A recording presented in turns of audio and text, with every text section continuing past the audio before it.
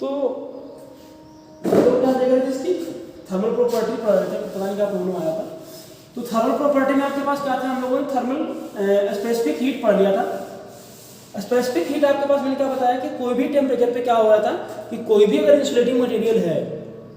कोई भी insulating material है, वो क्या होता है कि जैसे टेम्परेचर चेंज होता है, तो जो लिक्विड वाला देखो सॉलिड में तो कम प्रॉब्लम होता है, लेकिन जो आपके पास लिक्विड वाला इंसुलेटिंग मटेरियल है वो क्या करता है कि जैसे ही थोड़ा सा भी ज़्यादा चेंजमेंट आता है तो वो क्या हो जाता है, ऐसे कंडक्टर की तरह काम करने लग जाता है। तो हम उसमें ये चेक करते हैं कि किस टेम्परेचर तक एज ए बिल्कुल इंसुलेटर की तरह काम करेगा, वो उसकी क्या होती है, उसकी स्पेसिफिक टेम्परेचर होती है, फिर स्पेसिफिक उसकी थर्मल कंडक्टिविटी होती है। दूसरा जो बात करते हैं वो आपके पास में क्या आता है, वो है हमारे पास में थर्मल प्लास्टिसिटी। तो थर्मल प्लास्टिसिटी ये क्या होता है कि अगर कोई भी कंडक्टर है उसमें क्या हो रहा है, वाइब्रेशन हो रहा है, मतलब जैसे उसको आगे पीछे कर रहे हैं, रोटेट करवा रहे हैं, तो उसके अंदर जो भी इंसुलेटर लगा हुआ है तो उसके जो रोटेशन पीरियड में जो टेम्परेचर के साथ उसका क्या इफेक्ट पड़ रहा है उससे हम उसकी क्या बोलते हैं, थर्मल प्लास्टिसिटी हम उसकी बोलते हैं। तीसरा जो आपके पास में है वो क्या है, वो आपके पास में आता है इग्निशन,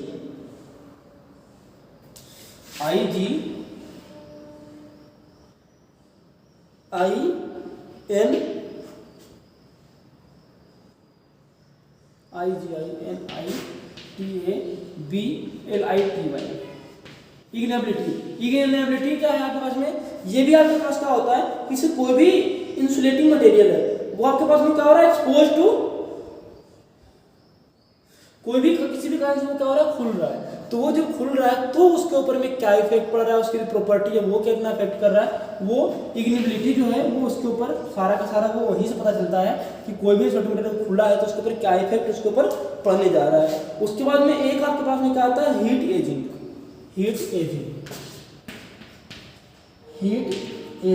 मतलब क्या है कि कोई भी इंसुलेटिंग मटेरियल कितना पुराना हो गया है और वो किस प्रकार से आपके पास में बिहेव कर रहा है, वो जो है वो आपके पास में हीट एजिंग जो है वो वहीं से हो सकता है, वही बता सकता है कि कितना पुराना हो गया है और उसकी जो टेम्परेचर रेटिंग है उससे कंडक्टिव इंसुलेटिंग प्रॉपर्टी पे क्या इफेक्ट उसके पास में पड़ रहा है। जिससे आपने देखा होगा कुछ इंसुलेटर क्या होता है, जो टेप वगैरह हम लगाते हैं ना, तो कुछ दिन बाद में क्या होता है उसमें आप टेस्टर लगा के देख लें तो वो क्या होता है, ब्लिंकिंग मतलब जलना स्टार्ट हो जाता है, उसमें लाइट इंडिकेट करता है, वो हीट एजिंग के कारण भी आपके पास में क्या होता है। तो इलेक्ट्रिकल प्रॉपर्टी में हम लोगों ने क्या क्या पढ़ लिया, एक तो स्पेसिफिक हीट पढ़ लिया, इसका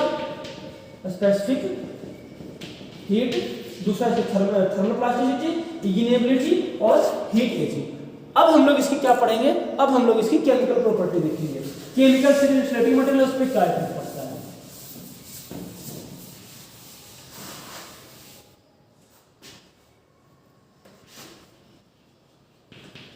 केमिकल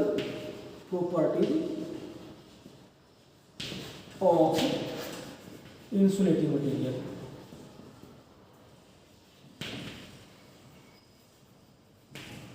तो केमिकल से अब हम केमिकल प्रॉपर्टी में आपको इसमें आ रहा हो क्या होता है कि जो केमिकल है, मतलब केमिकल के कारण से इस पर क्या क्या इफेक्ट आपके पास में पड़ेगा। तो सबसे पहला चीज क्या है आपके पास, resistance to external chemical effect. तो सबसे फर्स्ट चीज से पढ़ना है वो क्या पढ़ना है, resistance to chemical, resistance to chemical effect, resistance to chemical effect. इसमें सबसे फर्स्ट टॉपिक यही है कि जो रेजिस्टेंस टू केमिकल इफेक्ट, मतलब रेजिस्टेंस जो है केमिकल इफेक्ट से, रेजिस्टेंस के ऊपर में क्या क्या डिपेंड इफेक्ट पड़ेगा, क्योंकि जो भी इंसुलेटिंग मटेरियल है उसमें क्या होगा, सबसे जो मेन इंपॉर्टेंट फैक्टर है वो क्या है, इसका रेजिस्टिविटी है। तो हमारे पास क्या था, रेजिस्टेंस टू केमिकल इफेक्ट में इसमें क्या देखते हैं कि जो कोई भी इंसुलेटिंग मटेरियल है उसकी जैसे हम उसको क्या करते हैं, कोई केमिकल में डालते हैं, ऑयल वगैरह में जा रहा है तो वो कितना उसको क्या कर रहा है, इफेक्ट कर रहा है, उससे उसकी जो प्रॉपर्टी वो कितनी वीक हो रही है वो हम कैसे देखते हैं, कोई भी ऑयल में डालकर उसको क्या करते हैं, रेजिस्टेंस टू केमिकल इफेक्ट हम क्या करते हैं, इसकी चेक करते हैं। जो नेक्स्ट चीज इसमें है वो क्या आता है, वो है आपके लिए वो है इसका resistance to chemical in soil. एक हो गया आपके पास में resistance to chemical in chemical effect, external के साथ में क्या करेगा, अगर जो सोयल कोई जैसे कि हम जो सोयल यूज कर रहे हैं वहाँ पे भी क्या है, कुछ केमिकल वाला सोयल है, तो वहाँ पे अगर हम इंसुलेटिंग मटेरियल डाल रहे हैं तो उस पर क्या इफेक्ट पड़ता है, वो कौन बताता है, वो बताएगा आपको resistance to chemical in soil, कि वो इंसुलेटर किस प्रकार के एज ए बिहेव करेगा, जैसे कि